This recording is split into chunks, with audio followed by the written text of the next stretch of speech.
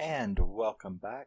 As you know, I always have about 15 seconds of silence at the beginning for my audio program when I cut out all the background noise. So, welcome back. Or just welcome if you're new here. My name is Rusty, and this is me channel, where I talk about my favorite movies, mostly horror, and my favorite music, mostly metal, and play with my hair a lot. It's my thing. It's my channel signature, playing with my hair. So, welcome back to day 2 of Shark Week, where I chose 7 movies from my collection that I had not, that I owned, and 6 of which I had never seen before. So 6 first-time watches for me, which is cool because I get to check some of the hundreds that I need to watch off the list. So, we are now going to move on to the wonderful, cool movie Bait. Yes, Bait. Bait was released in 2012. It was directed by Kimble Rendall. Russel Mulcahy wrote it, along with John Kim, and it stars Xavier Samuel, Sharni Vinson, and Adrian Pang. Yes, it does.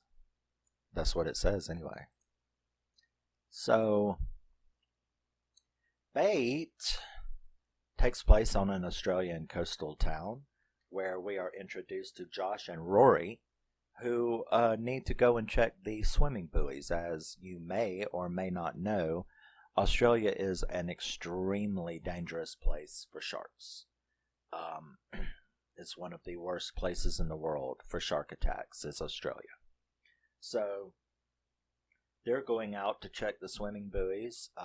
Josh, though, he is got a bad hangover, so Rory goes out and does it. In the meantime, we see a man swimming out there who gets attacked and killed by a great white shark. Now, everybody screams, shark, stuff like that. And Josh ends up jumping on a wave runner to go out there and save Rory because Rory doesn't know. So as he's almost to him, he's screaming at him that there's a shark out here. The shark then attacks him from beneath. He goes up in the air. Josh manages to get him and get a hold of him, and the shark just rips him to shreds while he's holding his hand. And this was his fiance's brother. So it devastated him. I mean, it traumatized him. I mean, it would traumatize you anyway, but, you know, this is a really close friend of yours. He had introduced him to his sister, blah, blah, blah, all of the family drama. So we are then transported 12 months later. Josh is obviously been very, very haunted. He still wears the necklace, which was the only thing, you know, as he was trying to hold Rory from the shark. When the shark took him, it ripped off his necklace. So Josh to this day is still wearing Rory's necklace that he, you know, died in. He has obviously been extremely traumatized by this. He's broke up with the, you know, she went on to Singapore. He no longer is a lifeguard. He now works in a grocery store. He's a wonderful actor. He plays this, you can just tell how miserable he is, how traumatized he is. But he gets up for that day as usual, and, you know, for his shift, and he leaves his apartment, and he walks through, and he noticed that things just seem weird. You know, things just seem weird. Animals are acting weird. Dogs are howling for no reason. The birds are all flying inward for no I think a raven almost hits him in the face, and he notices flocks of birds flying inland. So he goes on to the grocery store, and we are introduced to Kyle and Heather, who pull up in the underground parking lot underneath the store. There's an entrance to the store. There's a front entrance, and then underneath there's a entrance. So the store is sort of like 2 stories underground, ground level, the store, the parking. So, yeah, Kyle and Heather, we get introduced to them. They pull in their car where they just then decide to screw. I guess public screwing fetish. But we are introduced to Naomi.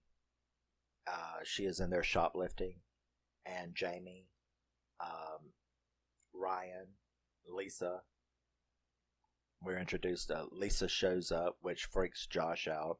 She shows up with her new boyfriend Steven, and she's back, and they haven't seen each other since that occurred. So she's in there. We also noticed that the owner has some enemies, and one of the enemies has wanted to rob him. So Doyle is this guy that has been incorporated to do this robbery. So he's going to go in there and rob the place for this little gangster who doesn't like the boss and is going to get revenge on him by robbing the store. So, Naomi, the girl who shoplifted, her boyfriend Ryan works there, and then he gets fired because she's done this before.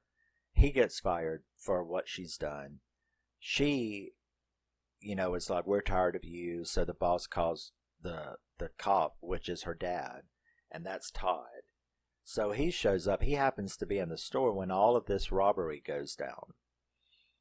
Now, not only does Doyle go in there and, take the owner hostage, but the other asshole comes in, and he's got a woman hostage, which he ends up shooting. I guess it freaks him out because an earthquake starts at this time.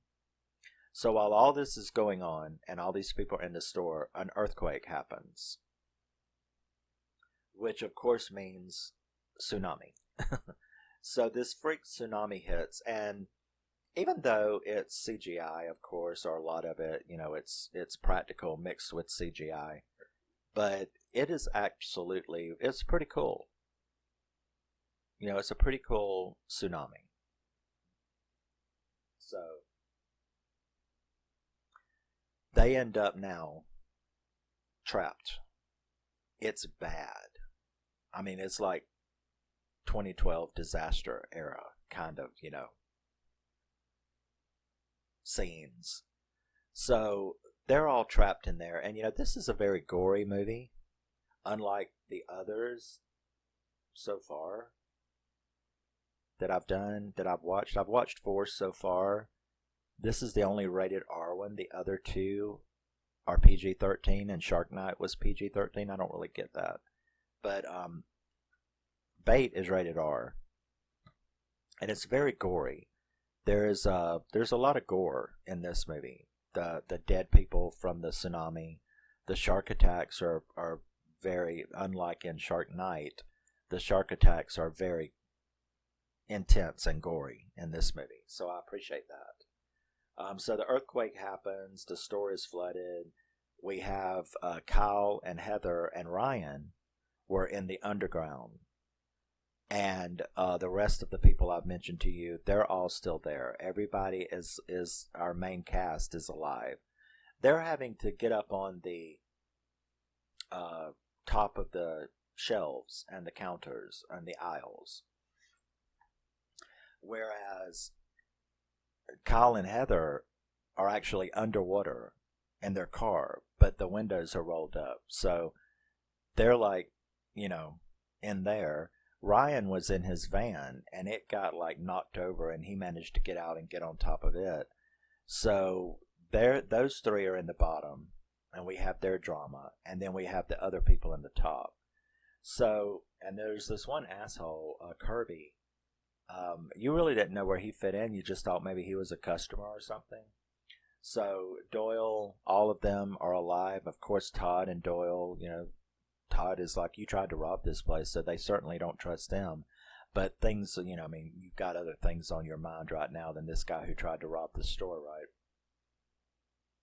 So they realize that they need to cut power because of all of the cables hanging down in the water, that they're all going to get electrocuted if that touches the water. They're also worried about aftershocks because more waves will come if they don't, get out of there. So Stephen, he's the one who decides to make this sort of makeshift wire suit because they have all become aware that the sharks are in there because they're seeing bodies ripped apart.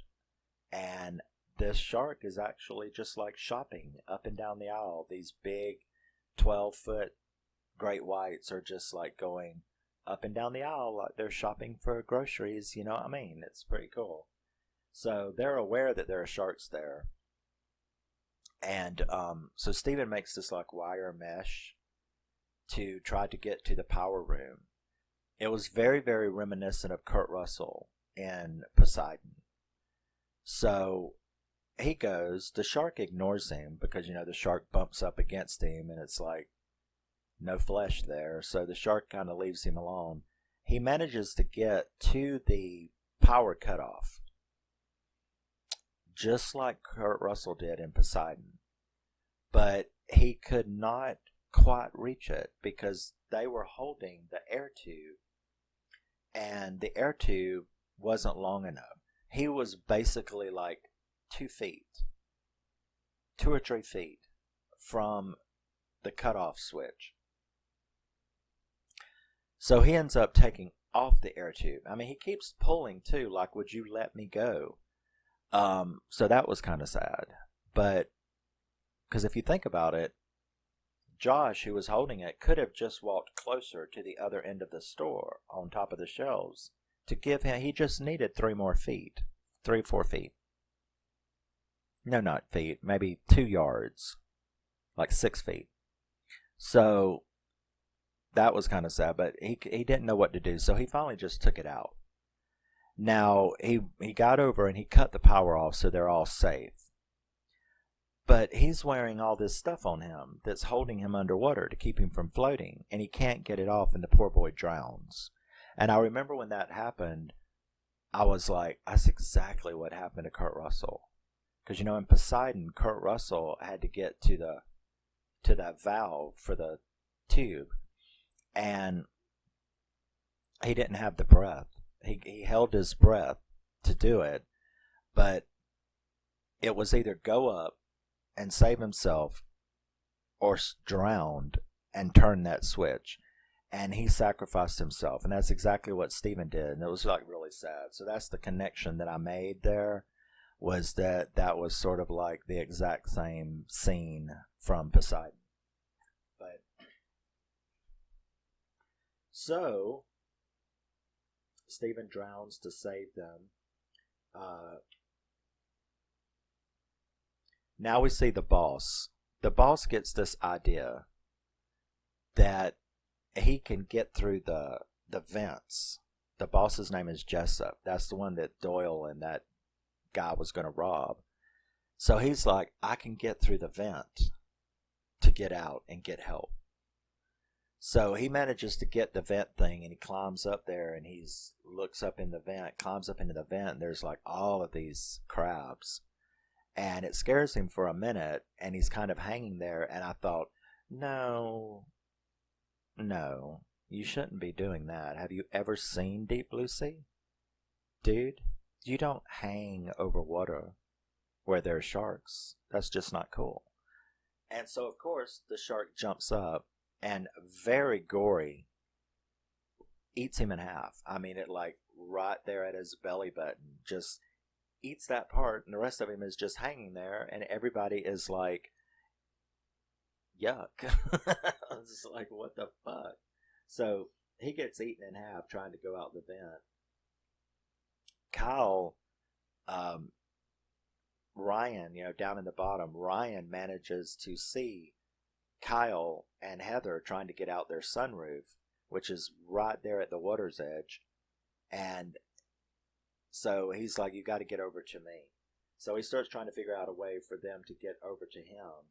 And he ends up distracting the shark by throwing pieces of bodies that were killed in the tsunami into the water to get the shark over there so that they can swim over there to get to his van. He's like, I'm over here and I can't get out. You're over there. We need to get to my van. Y'all need to get to my van. So he distracts the shark and they start swimming. And they manage to get to the top of his van. Well, the van's upside down, but you know what I'm saying. They manage to get to the van, and the shark almost gets them. Except Kyle throws the dog. They have one of these little rat dogs. The little was like a chihuahua or something, but it was a big, fluffy, hairy one. I'm not a fan. And he threw the dog, and the only reason the shark turned in that direction was because he threw that dog. Now, Heather, of course, flips the fuck out. They get to safety. She flips the fuck out, calling him a murderer. And this is the one time she really pissed me off. Because she starts screaming at him that he's a murderer. And he's like, we would be dead if I did not do that. And she was like, yeah, but you're a dog murderer. And he's like, I'm not a murderer. She said, you're a dog murderer. And that's worse than a human murderer. It's at that point that I got pissed because I'd have pushed the bitch in the water at that point. Because I would have been like, look, I'm all for the Humane Society. I'm all for PETA or whatever, but it is not tattooed on my ass. You know what I'm saying? And if you're stupid enough to say that you and your boyfriend should have been eaten by a shark rather than him throw that dog, you need to be eaten by the shark. Because that's just fucking stupid to value this little, I'm not going to call it a rat anymore, but this little, to value, literally and sincerely value the life of an animal over the life of an innocent human. We're not talking about a puppy mill owner here. But I'm not even going to get into that argument because I know that's touchy. But that really pissed me off because, I would have been like, then get in there with the fucking shark then, Not to mention that the dog isn't even dead. It didn't even get the dog. But whatever. So Ryan decides that he can use the pipes, hang from the pipes. And I'm like, didn't we just see that while ago, dude? Granted, you weren't up there to see your boss or your former boss since you got fired a while ago. But since you didn't get to see your former boss eaten in half a while ago from hanging over water with a shark in it, you're going to, I understand and I'll let it go. But, and then I thought to myself, you know what? I'm going to tell you something, movie. Listen to me. Don't fucking kill Ryan. I'm tired of you people killing my crushes. Okay? Don't kill Kyle. Don't kill Ryan. And don't kill Josh. I'm warning you. So he starts crawling across the pipes. And I'm like, this fucking damn shark is going to jump up and eat his ass right there. I know it. But he doesn't. He does fall and manages to get to the thing. The shark almost gets him. But when it hits the van, it knocks Kyle off. And you fucking did it. It knocks Kyle off and Kyle gets eaten. I'm like, fuck you. Because Heather's the one that needed to be thrown in the fucking water. But I should be used to it by now. At least I'll do a spoiler. Well, this is all spoilers, but you know what I mean. At least they left me with Ryan and Josh, but you still killed Kyle, and I still say you should have killed Heather because she was stupid. But, so Kyle falls in and eaten. And look, I don't know if you can see that, but I wrote, I'm pissed. I literally took the time. I like, then Kyle falls in and is eaten. And then I actually put parentheses, I'm pissed. Because I was pissed. I actually took the time to write that down in my notes. So, up top again, Jamie ends up jumping into the water to keep her dad from doing it. Because, see, they need to get a hook so that they can manage to get a rope to the entrance so that they can get closer to freedom in any event. So her dad is going to do it, but he had a giant piece of metal through his leg and it had been pulled out. So she jumps in instead. And she does manage to get over there and she gets the hook and she brings it back. At which point we get to find out who this Kirby guy is. He's the guy, because he was wearing a mask. And when the tsunami happened, he put the mask on one of the floating bodies, so no one knew who Kirby was. We thought he was just a customer up until this moment. That's when we realized, and even Doyle, did Doyle know? I never thought about that. Doyle had to know who he was, right? But, the scenes that they showed them planning the robbery, Kirby was always wearing that mask. So I don't know if even Doyle knew who that was. But he knew now who it was. And he gets Naomi, and he's going to throw Naomi in the water as bait. Going to use her as bait so that they can get to the entrance. Well, Doyle isn't going to have that. Either he just found out that was Kirby, or, that was his partner, or he already knew. But in either event, he ends up taking the hook and putting it through him, like stabs him through the shoulder with the big hook that Jamie had brought back, and then threw him in the water because the other end of the rope was secured to a pole, a column in the building. What they needed to do was hook the shark so that it could not move, so that it would be limited and they would be able to get out. So he does that, and it works because the shark rips him to shreds and eats him and gets hung on the hook. So he really used him as bait. The movie title comes to life. Now you know why they call it bait. So that's how they trapped that shark. Was using that. So the shark is stuck now. Ryan and Heather are the only ones left. They're down there still waiting for rescue, not knowing what to do because they're being stalked by this shark out here too. And here comes the damn dog floating by on like a piece of cardboard or something. And I was like,